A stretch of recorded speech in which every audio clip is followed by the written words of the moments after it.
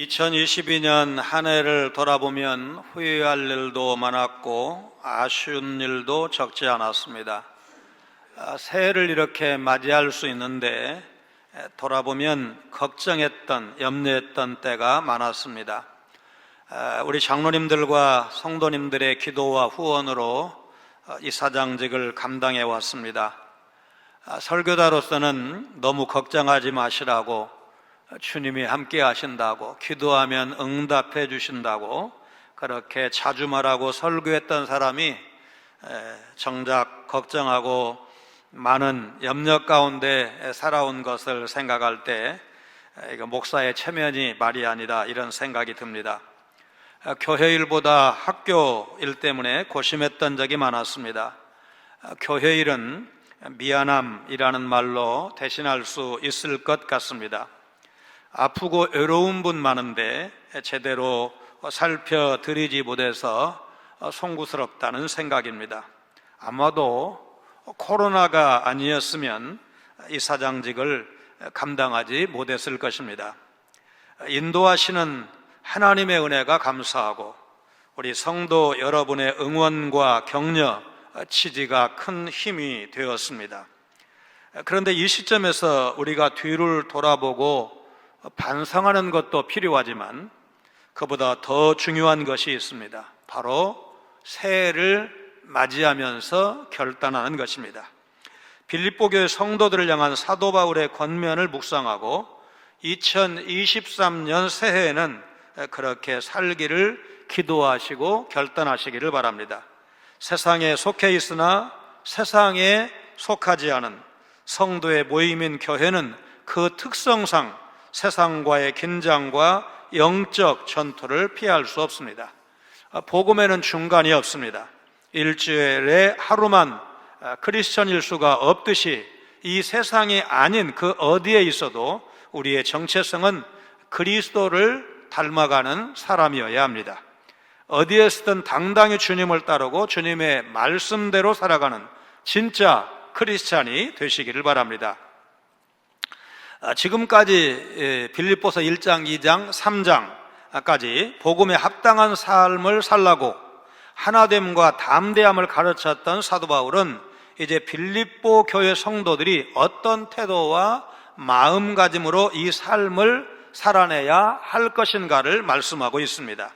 1절에서 사도 바울은 빌립보 교회 성도들에 대해서 여러 호칭을 사용을 하는데 그 중에 형제들은 빌립보서에서 다른 서신에서도 오늘 새벽에 야고보서도 쭉 보니까 형제들, 사랑하는 형제들 많이 나오는데 이 빌립보서에서 자주 사용되는 호칭입니다. 사도 바울은 빌립보 교회 성도들을 하나님의 가족 일원인 형제로 여기고 있습니다. 나의 기쁨이요 면류관이라는 구절에서 면류관은 대제사장, 왕과 왕후, 그리고 큰 무공을 세운 대신 경기에서 우승한 사람들이 썼던 관으로 영광과 권위, 위엄과 승리를 상징했습니다. 레위기 8장 9절에 의하면 대제사장은 금패를 두르고 글씨를 새긴 관을 썼고, 디모데후서 2장 5절에 의하면 법대로 경기에서 이긴 사람이 면류관을 썼습니다. 1절에서 말하는 면류관은 고대 올림픽 경기에서 우승한 사람에게 씌워주던 화관을 말합니다. 이 화관을 잔치에 참석한 귀빈에게도 씌워주었습니다.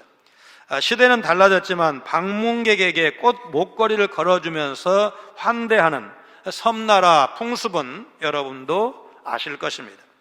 사도 바울이 빌립보 교회 성도들을 나의 면류관이라고 부른 것은 그리스도 재림의 날에 빌립보 교회 성도들이 자신의 복음 사역이 헛되지 않았음을 증거할 열매와 자랑으로 나타나게 될 것이라는 확신에 찬 표현입니다. 빌립보 교회 성도들은 사도 바울에게 기쁨과 명예의 원인이었던 것입니다. 나의 사랑하는 자들이라는 호칭은 2장 12절에도 쓴 바가 있습니다. 빌립보 교회 성도들은 믿음 안에서 바울의 진정한 사랑의 대상이었던 것입니다. 초두의 형제들이라는 호칭 앞에도 수식어가 있습니다. 나의 사랑하고 사모하는. 그러니까 빌립보 교회 성도들은 바울 사도에게 믿음의 연인과 같은 존재였던 것입니다. 1절에 이와 같이라는 말은 이제 1장, 2장, 3장 앞에서 권면하고 교훈한 대로 그런 뜻입니다. 사도 바울은 빌립보 교회 성도들에게 자신을 본받고 하늘의 시민권자로서 주님의 재림을 기다리며 살 것을 권면하고, 그때 육적인 몸이 신령한 몸으로 변화될 것을 말씀한 바가 있습니다. 사도 바울은 바로 이런 실천력과 믿음을 가지고 주 안에 서라고 당부하고 있습니다. 여기 서다라는 말은 군사적 용어로 군인이 확고히 서서 자기 자리를 지키는 것을 말합니다. 성도는 영적 전투를 피할 수가 없는데 이 전투에서 이기기 위해서는 에베소 6장 13절 이하의 말씀에 나온 것처럼 하나님의 전신갑주를 취해야 됩니다. 2절에 의하면 빌립보 교회는 성도 간에 약간의 불화가 있었습니다. 사도 바울은 불화 중에 있는 두 사람의 이름을 직접 거명하면서 하나가 되라고 권면을 합니다. 유오디아와 순두개가 구체적으로 누구인지 알 수 없습니다. 아마도 빌립보 교회의 여집사들이었을 것입니다. 이들은 교회와 사도 일행을 적극적으로 도왔던 인물로 보입니다. 이들의 열심은 빌립보 교회의 구성원들로부터 인정을 받았을 것입니다. 하지만 이 둘 사이에 불화와 갈등이 있었습니다. 그 원인이 무엇인지 알 수 없습니다. 교회의 중대 사안에 대한 견해차나 교회의 주도권 경쟁에서 비롯된 갈등이었을지 모릅니다. 중요한 점은 그들의 갈등으로 빌립보 교회 하나됨의 심각한 위기를 맞았다는 것입니다. 사태의 심각성을 감지한 사도 바울은 두 사람에게 화해하고 같은 마음을 품으라고 권하고 있습니다. 사도 바울은 유오디아와 순두개의 화해를 위해서 주위 성도들이 도울 것을 권면하고 있습니다. 나와 멍에를 같이 한 상대가 누구인지 확실하게 드러나 있지는 않습니다. 이 멍에라는 말은 성경에 50번 이상 나오는데 쟁기나 수레를 끌기 위해서 소나 나귀의 목에 가루얹는 막대를 말합니다. 대개 멍에는 우리 한국과 달리 팔레스타인 지역에서는 두 마리 동물이 한 짝이 되어서 끌도록 했었기 때문에 한결이라는 말로 쓰기도 했습니다. 멍에의 속성 때문에 이 말은 속박, 예속, 정치적 굴복, 고역, 죄짐, 율법의 제한 등을 의미하는 단어가 되었습니다. 그러므로 사도 바울과 멍에를 같이 했다는 말은 사도 바울과 빌립보 교회 성도들이 복음을 위해서 매우 밀착된 관계였다는 것을 의미하는 것입니다. 교회를 위한 사도 바울의 헌신과 수고와 열심을 생각할 때 그는 아마도 한두 사람 유력한 공로자가 아니라 빌립보 교회 성도 전체를 이제 염두에 둔 것으로 보입니다. 지난 주간 다른 방법이 없어서 아들의 간을 이식받은 부안지역 목사님, 선교지에서 교통사고를 당해서 1년 반 이상 입원 중인 우리 협력 선교사님, 대책 없이 암으로 남편 목사를 보낸 경상북도 지역의 사모님, 미자립교회 목회자, 재정 지원을 요청하는 몇몇 기관에 여러분이 주신 정성을 조금씩 나누어서 보낼 수 있었습니다.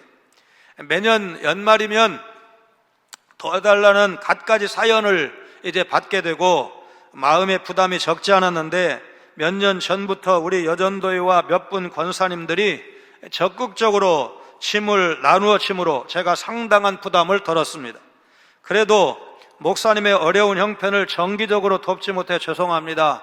그런 인사말을 덧붙일 수밖에 없습니다. 복음에 나와 함께 힘쓰던 저 여인들을 돕고라는 말씀은 유오디아와 순두개가 어떤 사람들이었는지를 보여줍니다. 그들은 수고와 봉사를 아끼지 않았고 온갖 핍박과 고난을 감수했던 사람들입니다. 힘쓰다는 말은 경기장에서 유래한 말인데 같은 편에 속하여 힘을 다해 싸우다, 그런 뜻입니다. 두 여성은 지금 불화하고 있지만 사도 바울이 전한 복음을 잘 알고 있었습니다. 복음을 위한 사도의 활동과 전략을 정확하게 이해하고 사도 바울 편에서 싸웠던 동지들이었습니다. 사도 바울은 이 문제를 두 사람만의 감정 싸움으로 보지 말고 교회 성도들이 개입해서 문제를 해결하라고 권합니다. 또한 클레멘도와 그 이외 나의 동역자들을 도우라는 말씀은 원문의 의미를 좀 더 쉽게 번역할 필요가 있는데, 글레멘드와 그 위에 나의 동역자들을 힘쓰던 이란 말과 연결을 시켜야 합니다. 그러니까 저 여인들이 글레멘드와 그 위에 나의 동역자들을 위해 힘썼다, 그런 뜻으로 번역을 해야 됩니다. 우리말 성경이나 바른 성경이 그렇게 번역을 했습니다. 글레멘드나 사도 바울의 동역자들이 누구인지 구체적으로 나와 있지는 않습니다.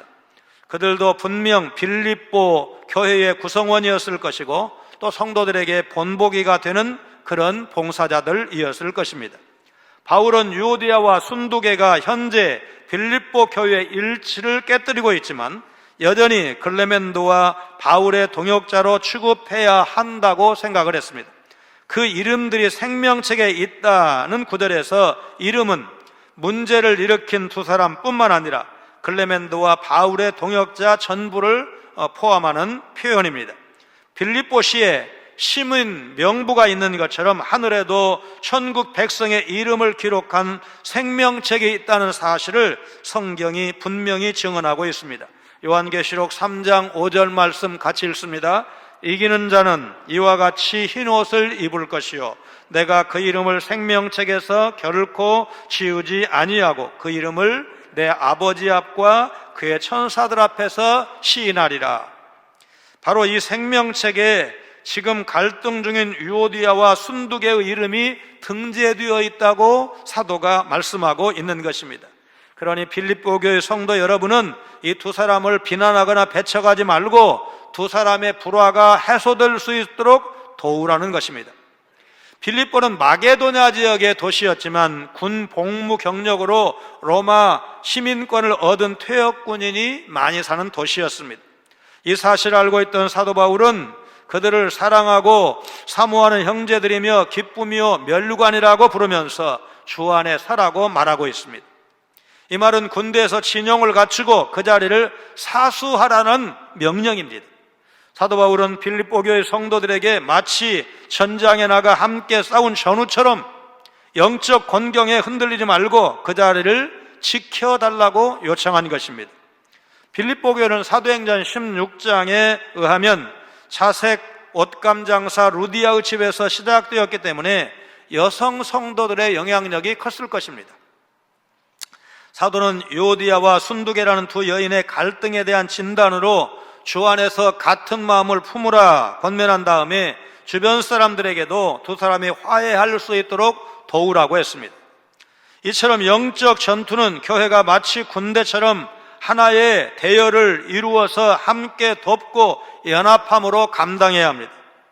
무료 급식소를 열어서 어르신들 섬기자는 제안이 처음 나왔을 때 여러 가지 봉사자를 구하기 어려울 것이다, 어떤 장소에서 해야 되느냐, 이제 다양하게 의견이 나왔지만 결국 코로나 이전까지 교회 안팎으로부터 칭찬을 들으면서 잘 운영해 왔습니다. 사랑의 연탄과 김장김치 나누기, 난방류를 섬기는 일도 성공적으로 해왔습니다. 작년에는 임직식, 또 경북 강원 지역의 산불, 우크라이나 전쟁 난민 돕기, 난치병 환우 돕기 위한 특별 헌금 등 몇 가지 일과 겹쳤지만 그래도 큰 문제 없이 해냈습니다. 이번에 임직자들 역시 지역사회 섬기는 일에 열심을 다해서 참여했습니다. 코로나가 본격화되면서 교회 식당 또 경로대학 월요일 무료 급식소가 다 쉬는 바람에 한 끼 식사 해결이 아쉬운 어르신들을 상대로 반찬을 만들어서 섬기는 일도 해왔습니다. 그동안의 물질로 또 봉사로 협력하신 우리 성도님들께 감사를 드립니다. 이제 사도 바울은 빌립보 교회 성도들에게 몇 가지 당부를 하는데, 첫째는 늘 기뻐하라, 항상 기뻐하라고 말합니다. 성도는 데살로니가전서 5장 16절 말씀처럼 항상 기뻐하면서 살아야 합니다. 신자는 고통을 넘어서 늘 기쁨을 유지해야 하는데 기쁨의 근원이 그리스도이시기 때문입니다. 성령의 인도하심 가운데 늘 기뻐하는 삶을 살도록 힘쓰시기를 바랍니다. 두 번째는 5절에 모두에게 관용할 것을 말씀하고 있습니다. 다른 사람들에게 관용한다, 쉽지 않습니다. 그런데 관용하지 않으면 사랑도 하기 어렵습니다. 용서하는 것 어렵습니다. 하나 되는 것 어렵습니다. 의견 일치도 가능하지 않습니다. 그래서 우리는 이 관용을 실천을 해야 되는데 뭘 어떻게 해야 관용을 실천할 수가 있느냐? 이 땅에서는 내가 손해보는 것 같지만 그러나 주님이 알아주시고 주님 앞에 섰을 때 잘했다고 칭찬받는 그 순간이 있다는 생각을 하면서 관용해야 합니다. 1956년 수석 졸업자 짐 엘리엇을 비롯한 5명의 휴튼 대학 출신 젊은 청년들이 남미 에콰도르 정글 속 아우카 인디언들에게 복음을 전하다가 그들이 던진 창에 찔려서 너무 안타깝게 순교한 일이 있었습니다.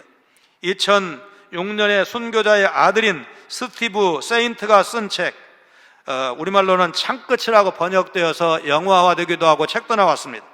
남편이 죽은 지 2년 반쯤 지났을 때 짐 엘리엇의 아내 엘리자베스와 그의 딸 발레리, 네이트 세인트의 누이 레이첼이 아우카 부족을 찾아갔습니다. 이 부족은 좋게 얘기하면 아주 용맹한 부족이었지만 여성은 죽이지 않는 전통이 있어서 아우카 부족에게 접근해서 사랑의 의수를 베풀 수가 있었습니다. 어느 날 추장 민카야네가 엘리자베스를 찾아와 묻습니다. 당신은 누굽니까? 도대체 우리를 위해서 이토록 애쓰며 수고하는 이유가 무엇입니까? 나는 5년 전에 당신들이 죽인 남자의 아내입니다. 그러나 하나님의 사랑 때문에 여기에 왔습니다. 엘리자베스의 말을 듣고 큰 충격을 받은 추장은 마을에 들어와 우리와 함께 살자고 이들을 초청했고 그들이 전하는 복음도 받아들였습니다. 5명의 선교사가 순교한 지 36년이 지난 1992년 6월 11일 와우다니 우림 지역의 외딴 마을 티네노네에서 신약성경 번역 봉헌 예배를 드렸습니다. 이제 5명의 선교사를 죽일 때 5명의 이 아우카 용사들이 동원이 되었는데 살해범 5명 가운데 4명이 목사가 되었고 1명은 부족교회의 장로가 되었습니다. 현재 수백 개의 부족교회가 세워졌습니다. 2019년 8월 15일 터키 선교사님이 우리 교회에 오셔서 자신이 터키에서 선교할 때 당했던 고난, 감옥 생활, 여러 가지 이제 어려운 일에 대해서 간증하신 바가 있습니다. 그 중에 독일 선교사 틸만에 대해서도 소개하셨는데 그는 156번이나 칼에 찔려서 순교했습니다. 99번이나 찔린 현지 사역자 네자티 여성입니다. 순교한 이야기. 그리고 수를 셀 수 없을 정도로 찔린 우르라는 청년이 나는 무슬림으로 태어났지만 그리스도를 위해 죽습니다. 마지막 죽는 순간까지도 기독교 신앙을 배반하지 않고 순교의 길을 간 이야기였습니다. 틸만 선교사의 아내 수산나 선교사가 앙카라 텔레비전에 나와서 남편과 동역자들을 잔인하게 죽인 그들을 용서한다고 말했다는 그 이야기. 이제 어제 설교 준비하면서 몇 가지 제시어를 하니까 그 영상이 그대로 나오는데 보여드리기가 좀 그렇습니다. 너무나 잔인합니다. 2019년 12월 28일 MBC 뉴스에 이슬람 국가 IS 서아프리카 지부 소속 대원들이 사흘 전 성탄절에 나이지리아 기독교인들 11명을 이제 납치를 해서 그들을 처형을 하는데 참수, 목을 베서 죽이는 장면이 약간 이렇게 흐릿해가지고 나온 적이 있습니다. 나이지리아의 탈레반을 보코하람이라고 부르는데 이 사람들도 악명이 높은데 이 IS는 더합니다. 영적 전투에 임할 때 반드시 갖춰야 할 것으로 사도 바울은 기쁨과 관용이 필요하다고 하는데 배경이 있습니다. 빌립보 교회 성도들은 할례와 율법을 주장하는 유대인들과 우상을 숭배하는 헬라 사람들의 공격을 막아내야 했습니다. 사도 바울은 공격을 막아내는 확실한 방패가 바로 기쁨이라는 사실을 알고 있었고 자신이 로마에서 복음을 증거하다 감옥에 갇혔지만 자신이 갇힘으로 인해서 오히려 복음이 증거되는 데 대해서 감사하는 모습을 사들에서 보여주고 있습니다. 사도 바울이 관용을 가르치는데 이것은 이방인들도 모두 자기들처럼 할례를 받아야 된다고 주장했던 경직된 유대인들과는 반대로 서로의 다름을 인정하고 그리스도 안에서 모든 사람을 용납하는 공동체를 지향하는 것을 사도 바울이 보여주고 있습니다. 그러면서 주님 오시는 날이 가까워지고 있습니다. 그러므로 우리는 영적인 싸움을 포기할 수가 없습니다. 그런 메시지를 오늘 빌립보 교회 성도들에게 주고 있는 것입니다. 영적 전투의 가장 중요한 세 번째 무기는 기도와 간구입니다. 우리 6절, 7절 말씀을 같이 읽습니다. 아무것도 염려하지 말고 다만 모든 일에 기도와 간구로 너희 구할 것을 감사함으로 하나님께 아뢰라. 그리하면 모든 지각에 뛰어난 하나님의 평강이 그리스도 예수 안에서 너희 마음과 생각을 지키시리라. 아무것도 염려하지 말라는 말씀이 명령형으로 되어 있습니다. 그러니까 아무것도 염려하지 말고 기도하라는 것입니다. 여러분, 걱정, 근심 없는 사람이 있겠습니까? 우리가 처한 현실이 이상적인 사회의 천국이 아니지 않습니까? 그럼에도 불구하고 염려는 결코 우리 문제를 해결해 주지 못합니다. 예수님이 말씀하셨습니다. 마태복음 6장 25절 또 마태복음 6장 34절 말씀 같이 읽습니다. 그러므로 내가 너희에게 이르노니 목숨을 위하여 무엇을 먹을까, 무엇을 마실까, 몸을 위하여 무엇을 입을까 염려하지 말라. 목숨이 음식보다 중하지 아니하며 몸이 의복보다 중하지 아니하냐. 그러므로 내일 일을 위하여 염려하지 말라. 내일 일은 내일이 염려할 것이요 한날의 괴로움은 그날로 족하니라. 심지어 예수님은 12 제자를 파송하시면서 복음을 전하다가 총독과 임금들, 그 세상 권력자들에게 끌려가도 무슨 말을 해야 할까 염려하지 말라고 당부하기도 하셨습니다. 염려를 물리치고 하나님께 담대히 기도하고 구체적으로 아뢰면 하나님께서 지혜를 주시고 심령에 평강을 주시고 마음과 생각을 지켜주신다는 약속입니다. 여기 지켜준다는 약속은 적의 공격으로부터 안전하게 보호해 주신다는 뜻입니다.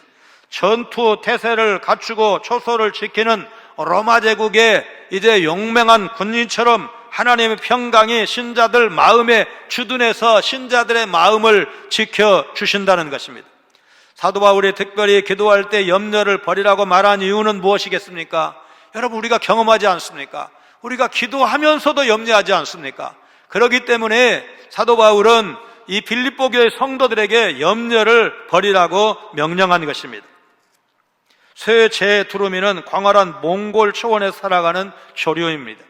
너른 들판에 가면 쉽게 찾아볼 수 있다고 합니다. 그런데 가을철이 되면 다 사라져버립니다. 영하 50도 가까이 오르는 혹독한 추위를 피해서 따뜻한 남쪽 나라 인도로 가기 때문에 그렇습니다. 문제는 몽골과 인도 사이를 가로막고 있는 히말라야 산맥입니다. 높이 8,000m 대인 히말라야 산맥은 아무리 용망한 새라고 해도 넘어가기가 사실상 불가능합니다. 그런데 쇠제 두루미가 어떻게 1년에 2번 내려가고 다시 돌아오는 그런 비행을 할 수가 있을까? 조류학자들이 생각하기에도 수수께끼 같은 일이었습니다. 그러다가 최신 기술 개발로 쇠제 두루미의 비행을 추적할 수 있게 되었는데, 과학적으로 매우 복잡한 호흡법으로 체력을 아끼면서 공기 밀도가 높은 곳을 찾아서 무려 17시간 동안 쉬지 않고 날아간다고 합니다. 사람이 보기에는 히말라야를 1년에 2번이나 넘는 어려운 비행이었지만 본능적으로 최적의 비행법을 알고 있었던 쇠제 두루미에게는 심장에 무리가 가지 않는 살아남을 수 있는 비행이었던 것입니다. 기도의 능력을 체험한 성도는 세상 사람이 이해할 수 없는 능력 있는 삶을 살아갈 수가 있습니다. 세상에서 태산 같은 어려운 일을 만나더라도 우리의 힘과 능력이 아닌 주님이 주시는 능력과 힘으로 극복하며 나아갈 수가 있습니다. 우리 성도들에게 주어진 강력한 무기, 기도와 간구는 이 세상의 어떤 상황도 이기게 하는 도구인 것입니다.